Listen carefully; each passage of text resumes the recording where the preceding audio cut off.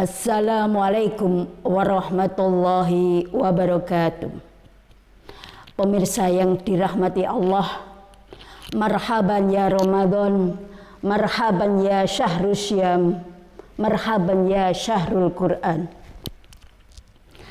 Kullu nafsin dha'iqatul maut wa nabluukum bisyarri wal khairi fitnah wa ilaina turja'un. Al-Anbiya ayat 35.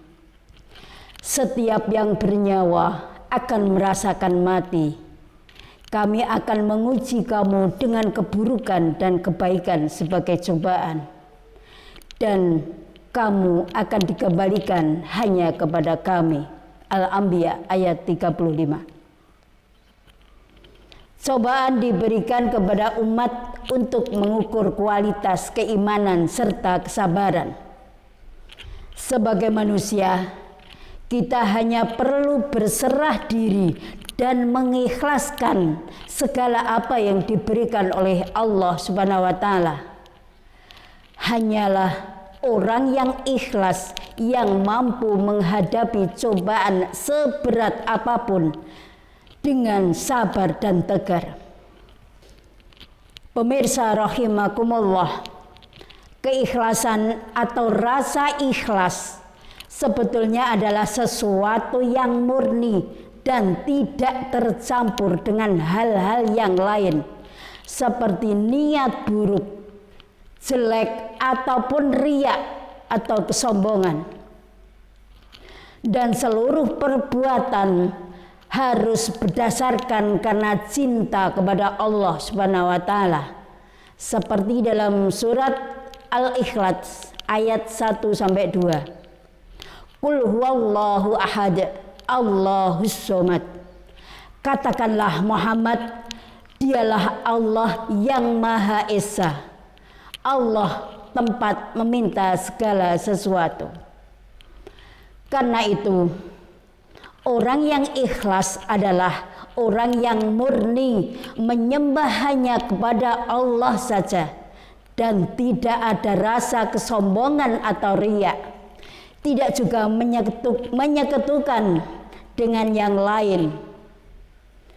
Bisa dikatakan pula ikhlas tidak memperhitungkan apapun dalam setiap perbuatan, entah itu perbuatan baik ataupun perbuatan buruk. Pemirsa rahimakumullah, ikhlas terdengar mudah untuk dilakukan, meski dalam prakteknya sangat sulit, dan perbuatan mulia ini adalah tersulit untuk dilakukan. Titik tertinggi dalam derajat manusia adalah ketika ia melakukan sesuatu. Dirinya tidak lagi mengharap imbalan dan apapun, bahkan ridho Allah. Imam Ruwaim pernah berkata, ikhlas ialah bila orang tidak ridho atau tidak berharap mendapat imbalan baik dunia dan akhirat, serta tidak rela mendapat bagian dalam dua kerajaan ini. Namun, tidak semua manusia bisa melakukan sesuatu tanpa mengharap sesuatu. Contohnya, seseorang yang berinfak dengan jumlah yang sangat besar, orang itu akan berkata bahwa ia ikhlas sebagian hartanya diberikan untuk menabung pahala dan membantu orang lain. Padahal dalam niatnya itu terselip keinginan bahwa dia ingin dilihat sebagai orang yang dermawan. Seorang ulama pun pernah mengatakan, kalau ada seseorang yang melakukan sesuatu, kemudian dia mengatakan, saya ikhlas, saat itu dia justru melakukan perbuatan riya. Tanpa disadari, dia sedang memamerkan keikhlasannya kepada orang lain.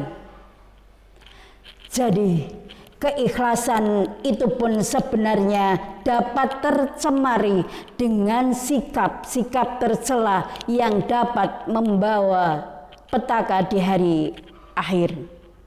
Para pemirsa rahimakumullah, lalu bagaimana kita bisa mengukur keikhlasan?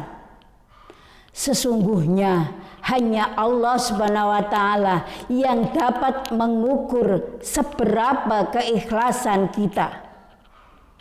Seberapa keikhlasan perbuatan kita. Kita sebagai umat bisa menyiasati keikhlasan kita dengan cara-cara sebagai berikut. Yang pertama, tidak terpengaruh dengan pujian dari orang lain. Yang kedua, tidak memperhitungkan perbuatan. Dan yang ketiga, niatkan karena Allah, bukan karena hal yang lain. Sehingga amalan kita tidak akan menjadi bumerang bagi diri kita sendiri. Karena itu, mulailah kita melakukan segala hal dengan ikhlas. Niscaya Allah akan memberikan yang terbaik serta menjanjikan surga terindah bagi orang-orang yang taat dan ikhlas dalam menjalankan ibadahnya. Amin ya rabbal alamin. Para pemirsa rahimakumullah. Jadi intinya ikhlas itu adalah hal yang terbaik di dalam semua perbuatan yang dilakukan oleh manusia. Mudah-mudahan kita sebagai hamba Allah ikhlas di dalam segala apa yang kita lakukan. Mudah-mudahan apa yang kita lakukan itu mendapatkan keridhaan dari Allah Subhanahu wa taala. Demikian yang dapat kami sampaikan, mudah-mudahan bermanfaat. Wabillahi taufiq wal hidayah. Ihdinas siratal mustaqim. Wassalamualaikum warahmatullahi wabarakatuh.